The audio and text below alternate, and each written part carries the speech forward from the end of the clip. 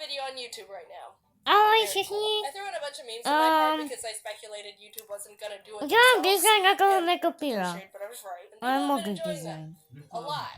Like, my Huh? god, it blew up. People found the majority of them, but I thought I'd tell you the real answers. Huh? So everyone got the Sub to PewDiePie thing, and the Smash letter, and the Logan KSI fight. But I also had a book that said Sociopaths 101 on it that was too small for people to see. This little bonsai tree was a little tribute to the famous forest in Japan at the beginning of the year that someone did an oopsie in. And next to it is a little squirrel, because shout out to my buddy iDubbbz for his squirrel series this year. I just liked it a lot. Everyone thought this was a reference to Felix's bitch lasagna, but when I made it, it was the somebody touching my spaghetti meme, because that and Uganda Knuckles were the January memes of 2018. But it can be bitch lasagna too, I don't care. Things have been crazy because of Rewind, so thanks for enjoying my part. I wasn't expecting this response at all. I was just messing around and stuff, but hey, I'm not complaining. This whole ride has been super fun to be a part of. You guys are hilarious, and the memes from this have made me laugh so much, and I feel overly appreciated. That's all for now. Thanks for watching. Thanks for the memes. In a year, we get to see if I'm not allowed to be in Rewind again because of this. And if so, it was worth it.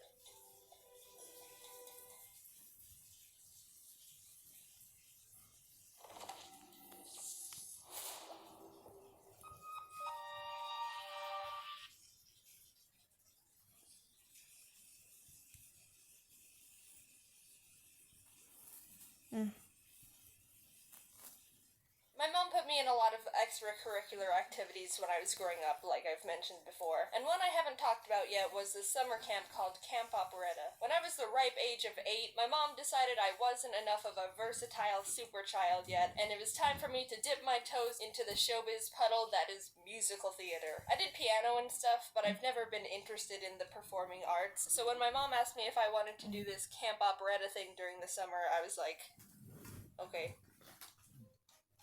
Wait, what is this? Look, I just agreed with anything my parents told me as a kid. I didn't know I could actually have an opinion. I'm assuming that most of you don't know what Camp Operetta is because I googled it and got no results. To be fair, it was a one-off indie camp one of the local elementary schools just did.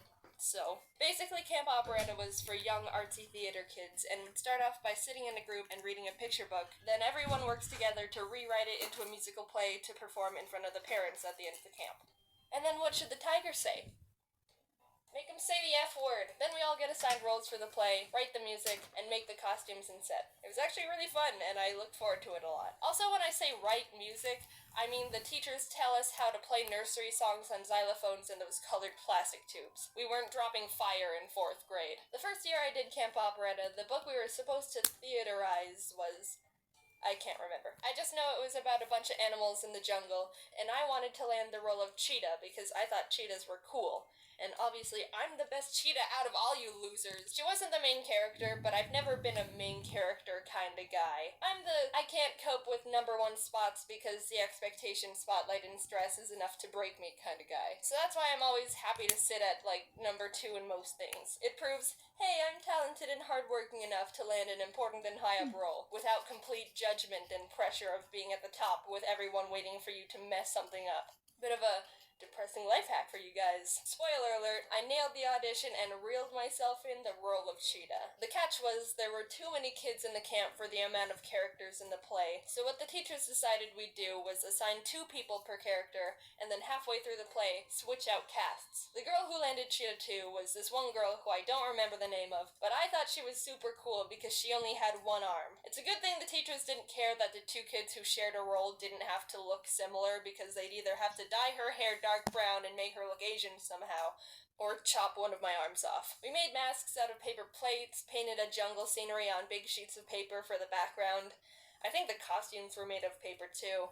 Look, they didn't have much money. I remember one day I decided I wanted to bring my favorite stuffed animal to camp with me and show him off to the other kids. It was this stuffed mouse I got at a bookstore I named Raoul, spelled Raoole, because that was 8-year-old me trying my best. I brought out Raoul during lunch/break time, and we all started playing with him. We stood in a big circle and tossed him hot potato style to each other, and after a few minutes of this, I went to go use the bathroom real quick. Raoul's always been really special to me because he was the first purchase I made completely on my own without my parents' permission. At the end of the school year, if you read enough books and took a little test to prove you read it, you'd get to go on a field trip to a bookstore, and I, being the bookworm I am, Barely scraped in by reading the bare minimum amount of books to make it. In a desperate attempt to make the cut in time, I even requested a bunch of random book tests in some miracle I'd guess enough answers right to pass and get points for. It was pathetic, and it worked. Hell yeah, suckers! I totally earned this trip. Woo! The purpose of the trip was for kids to get excited about reading and buy some books they'd read over summer break. So I walked around the bookstore, looked at the books that people were talking about, skimmed the new releases, and then bought a mouse because I don't like reading. And I was really excited about it because it was my first 100% own personal choice. I didn't have to go, "Mommy, can I get this?" I made my own decision with their money. Since that field trip, I took Raoul everywhere, and he's always been my favorite stuffed animal and super special to me. Hey, we ripped his foot off. So in the literal 2 minutes I was gone taking a pee, the kids got so rambunctious that they ripped Raoul's foot off, and all the frickin' beans were spilling all out the gash hole. What the frick, you barbarians! I immediately put Raoul back in my bag, upside down, so no more beans spilled out. But I wasn't really that upset about it. For some sixth sense reason, while I was in the bathroom, I actually thought to myself, they're gonna rip him open somehow.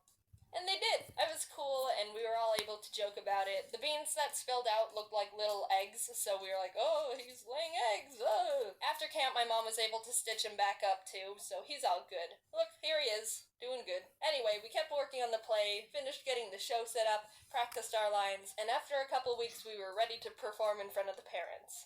And I think it went really well. I honestly don't remember anything about it, but my parents are sending videotape footage they took of it, so here's some of that.